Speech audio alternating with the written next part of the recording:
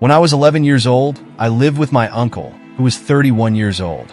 He took me from my family and said it would be much better if he lived with me. My uncle had a very big and beautiful house, although it was all fake. He also had a van with him. He used to steal children. He usually stole children who were lost or were playing in the park. My uncle was a professional thief and murderer. When he tied up the children after stealing, he forced me to dig a hole for each of them. Of course, I did not want to do such a thing, but I was very afraid of my uncle.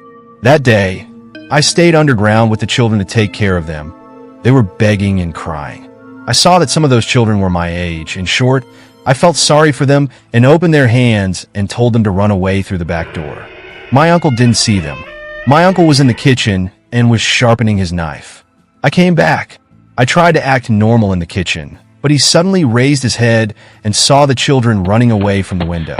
He got angry, took his gun, and went out the door to kill them. I quickly went out with him, hoping the children would run away.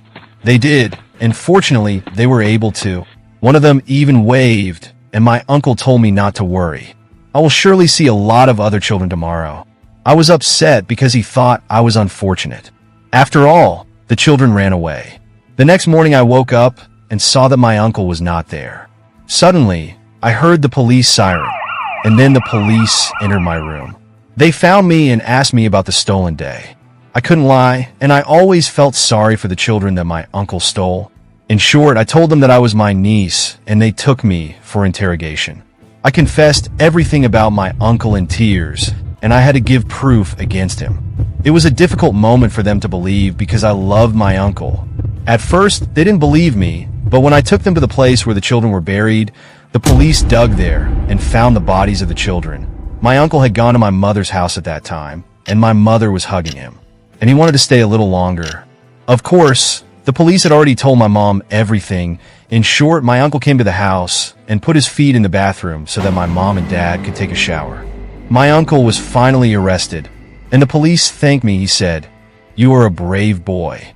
I returned to my family and started a normal life. My uncle was sentenced to death on the charge of being a quadriplegic and murder and even forcing me to do those terrible things. And he was hanged shortly after.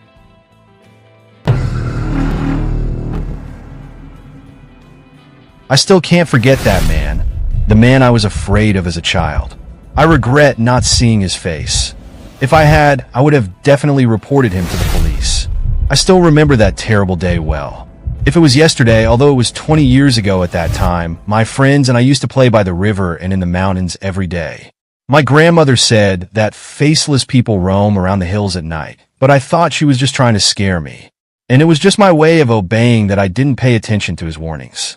One day, my friend and I were playing in the mountains and lost track of time as it got dark.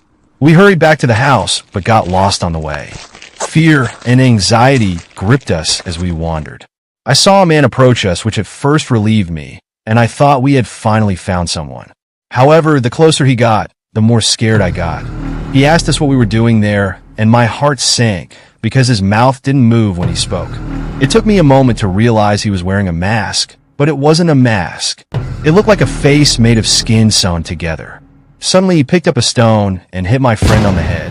My friend fell, and the man took out a knife and started cutting my friend's face. My friend screamed in pain as his face was cut. I screamed like a madman and ran, not looking behind me, not even knowing where I was going. I just wanted to get away. When I finally looked back, I saw that he wasn't chasing me. His focus was on mutilating my friend's face. I panicked and ran faster. Sometime later, I realized that I had reached the foot of the mountain. I ran home crying and told my mother. He quickly reported it to the police. The police soon arrived at the mountain and found my friend's body with his face ripped off, but they never found the perpetrator.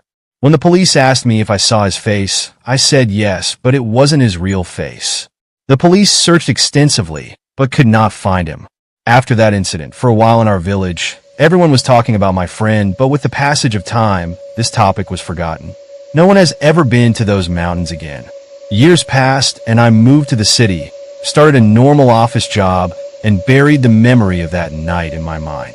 Although sometimes I think about that night and try to remember that man's face, but no matter how hard I try, I can't remember anything. It's like all my efforts are in vain, like I didn't see him clearly that night. I want to sleep tonight with these thoughts, and I was thinking, who was that man really? I wish I had gotten a little closer to him that night, and could have seen his face to erase the memory forever, and ensure that the man who murdered my friend finally faced justice. My friend Jack lived in a quiet and remote neighborhood, where all the neighbors knew each other and felt very safe. One night in the middle of winter, Jack, who was alone at home, noticed that the lights in the yard suddenly turned on and off. At first, he thought it was a wiring problem, but after a few minutes, he had a strange feeling. He was checking the windows when he heard a heavy sound from the back door, the sound of gasping and knocking on the door. He approached with apprehension and looked through the small window next to the door. There he saw a man in tattered clothes clinging terribly to the door. The man was knocking on the door slowly with his hand and muttering under his breath. Jack called the police and locked the door, too scared to move. But the man did not calm down and started knocking harder on the door, as if he was losing control. He was yelling that he needed to get in and was apparently trying to get into the house through the window glass next to the door. Just then, the sound of breaking glass was heard and Jack saw the man staring at him through the window with wide eyes. He immediately ran to a room inside the house and locked the door behind him. The psychotic man had broken into the house and the sound of his heavy footsteps could be heard on the floor of the house. After a few minutes, there was a heavy silence, but moments later a man's chatter was heard from the back of the room. A quiet but menacing voice that said, "I know you're here. I'll find you eventually." After some time, the police arrived at the place and arrested the man who was trying to enter the room. After the investigation, it was found that this person escaped from a nearby mental hospital and had been wandering around the same area for a few days, looking for someone to harm him. This terrible experience made Jack not return to his home for a while.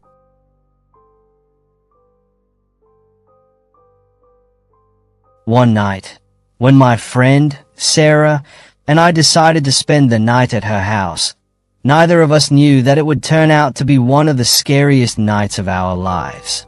Sarah's house was located in the suburbs, where it was very peaceful and a neighborhood where suspicious incidents never happened. But that night, everything changed. It was almost midnight when we heard a knock on the door. At first, we thought it might be one of the neighbors, but when we looked at the door, we didn't see anyone. Then there was another knock on the door, louder this time.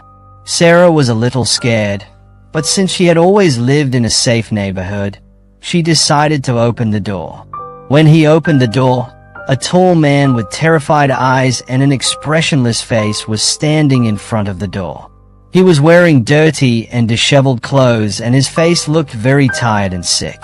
At first, Sarah asked him what he wanted, but the man didn't answer. He just started walking into the house with his eyes shining brightly. Sarah closed the door in panic and asked me to call the police immediately. But before we could do anything, the man rushed in.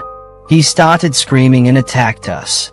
His face had changed scarily and he seemed to have no mental control over himself. While Sarah tried to get away from him, I started to plan our escape in my head. He had attacked Sarah and I quickly approached him from behind and tried to push him away from Sarah. Fortunately, after a few minutes, the police were heard and the man ran to the door in fear and ran away. A few minutes later, the police came and arrested the man. But we could never forget what that man had in his eyes. He was a psychopath who had become extremely unstable due to mental illness and had invaded our home. A few days later, we were informed that he had done the same thing several times before in different neighborhoods, but no one had been able to stop him. This incident was not only scary, but it made us pay more attention to security and mental care in society forever. The terror we experienced that night showed us that we must always be cautious and prepared, even in places we think are perfectly safe.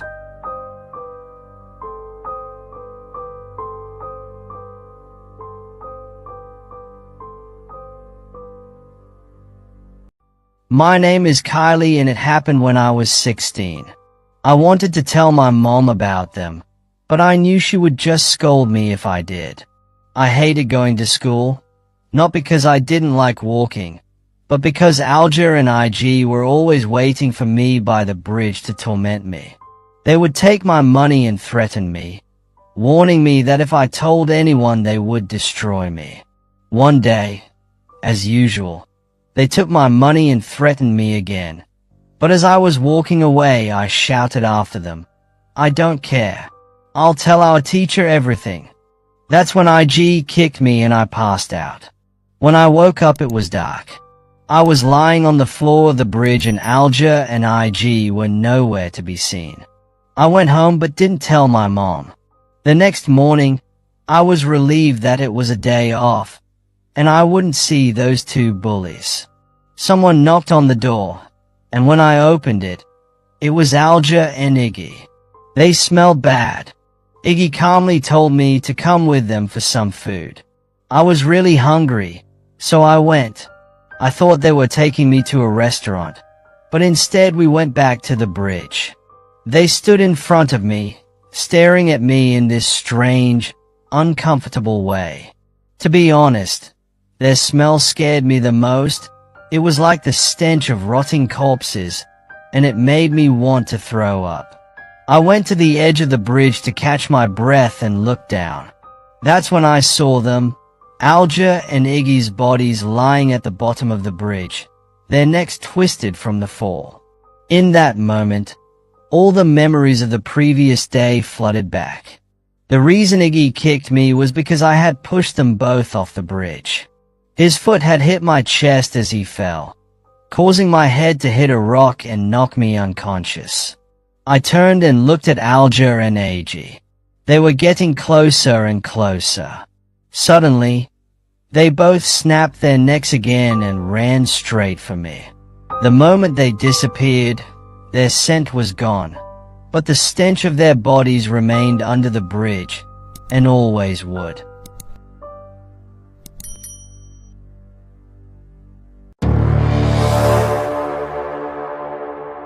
Jack, a 24-year-old from Denver, Colorado, has always loved nature.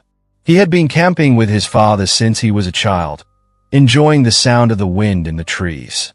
But this time he decided to go alone to a remote forest in Montana that his father had warned him about years ago. The forest was called the Silver Canyon. It was an area that few people dared to set foot in. Jack had heard many local stories about this forest. It was said that in the 1930s, a skilled hunter named Walter Grave was killed in this forest and his spirit still wanders there.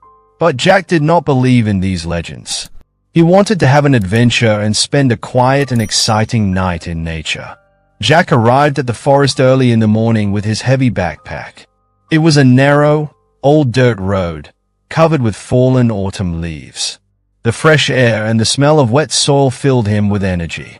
After about 2 hours of walking, he reached a place where he decided to pitch his tent. It was near a river, and the trees around it separated him from the rest of the world like a high wall. As the sun began to set, Jack lit a fire and began to prepare dinner. But when night fell, the forest took on a different atmosphere. A strange silence hung in the air. No crickets, no wind, not even the sound of running water. This unnatural silence made Jack feel uneasy. It was 10 p.m. Jack was sitting by the fire, listening to music on his phone. But suddenly he heard the rustling of leaves behind him. He immediately took off his headphones and looked around. He saw nothing. It was a deer. It must have been a deer. With this sentence, he calmed himself and sat down again. But a few minutes later, the footsteps repeated themselves. This time closer. Jack shone his flashlight around, but there was no sign of anyone or anything. The next morning, Jack came out of his tent and noticed that the ground around his camp was in a mess. It was as if something or someone had walked through his camp. He saw footprints that didn't look normal, bigger than a normal human shoe and even stranger. Each shoe seemed to have 6 toes. He was a little worried but still consoled himself. This is another joke of nature. It's nothing. He decided to go to the river and fish. But when he got to the river, he felt that someone was watching him. Every time he turned back, he couldn't see anything, but the feeling never went away. That night, Jack prepared his camp more carefully. He gathered more wood for the fire so that the flames would stay lit until morning. At 11 p.m., while sitting by the fire, he saw a shadow in the trees. This time he was sure it was something. The shadow was taller, much taller than a normal human. "Who's there?" Jack shouted, but there was no answer. He ran to his tent and, his heart pounding, came out with the shotgun he had with him. But the shadow had disappeared. Jack decided to stay awake until morning. As he sat by the fire, he remembered a story his father had told him years ago. Walter Graves was a skilled hunter who was cursed by the locals for his reckless hunting and disrespect for nature. It is said that he was killed in a horrific way one stormy night and that his spirit now roams the forest, taking revenge on those who encroach on his territory. This thought worried Jack even more. He looked around and saw a shadow that quickly disappeared among the trees. In the middle of the night, a rustling sound and heavy blows that hit his tent startled Jack. He grabbed his gun and jumped out of the tent. He looked around, but there was no one. Only trees and a silence that was now more frightening than before. But when he turned around, he saw a mark on his tent. A strange mark was drawn in large scratches. Jack could not stay any longer. He gathered his things and started running into the darkness of the forest. But every time he thought he had gotten away from what was chasing him, he heard the same footsteps and the rustling of leaves again. He barely reached the road, and when he reached his car, he quickly left the forest. When he returned to the city, he told everything to his friends, but no one believed him. A few weeks later, Jack went to a store near the forest. The store owner was an old man who, hearing the name of the forest, said, "My son, you were very lucky to come back alive. This forest is Walter's territory. It always has been." From that day on, Jack never set foot in the forest. But every night, when he closed his eyes, heavy footsteps chasing him in the darkness echoed in his ears.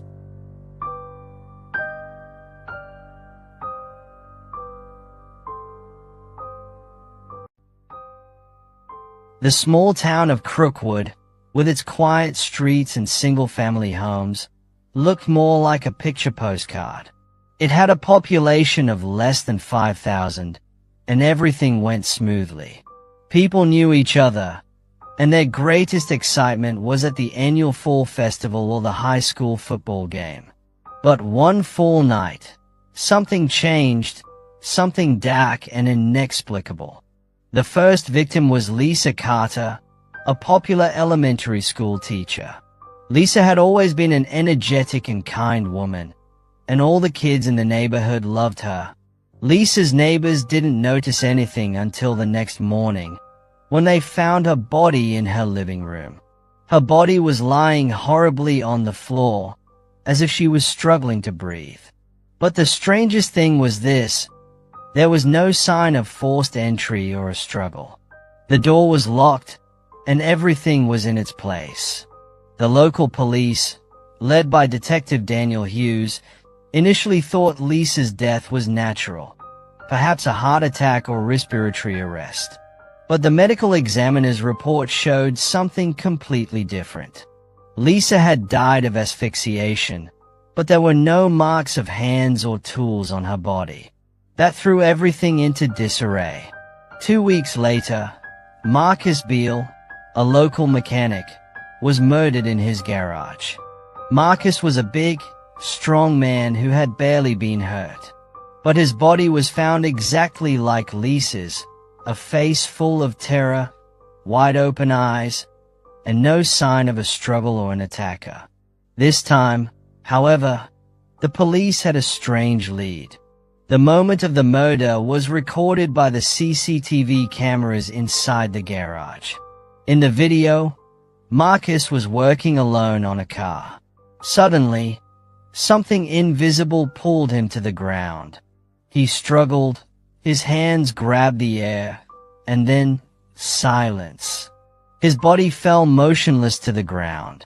News of the murders spread like wildfire throughout the city. People were scared. Some said there was a professional killer in town, a killer who left no trace. Others spread even stranger rumors, that the murders were the work of a supernatural being or even the devil. The shops closed earlier than usual, and the streets were deserted after sunset. But Daniel Hughes was a seasoned and logical detective. He couldn't believe the rumors. He sat at his desk at night, going through the files. But the more he searched, the less he understood. There was no connection between Lisa and Marcus. No common enemy, no debt, no enmity, nothing. One night Daniel received a strange call. A man's voice on the line said, "You can't see something that isn't there." The man's voice was cold and lifeless, as if it had come straight from hell. "Who are you?" Daniel asked, but the line was disconnected. There was no number to call. It was as if the call had come from somewhere. Daniel lay awake all night thinking about this sentence. Something that doesn't exist? What does this mean? Could this killer be invisible? 3 nights later, a third victim is found. This time, Sarah McLean, a young woman who has recently moved into the Croods. Sarah had lived a quiet, uneventful life, but her body is found in her small apartment, just as before. The police had no film this time. But what shocked everyone was the fact that on the wall next to his body was written in blood, "You can't see what isn't there." This was the same sentence that Daniel had heard a few nights earlier. He was now certain that he was dealing with something unusual. But what? Daniel was slowly going crazy.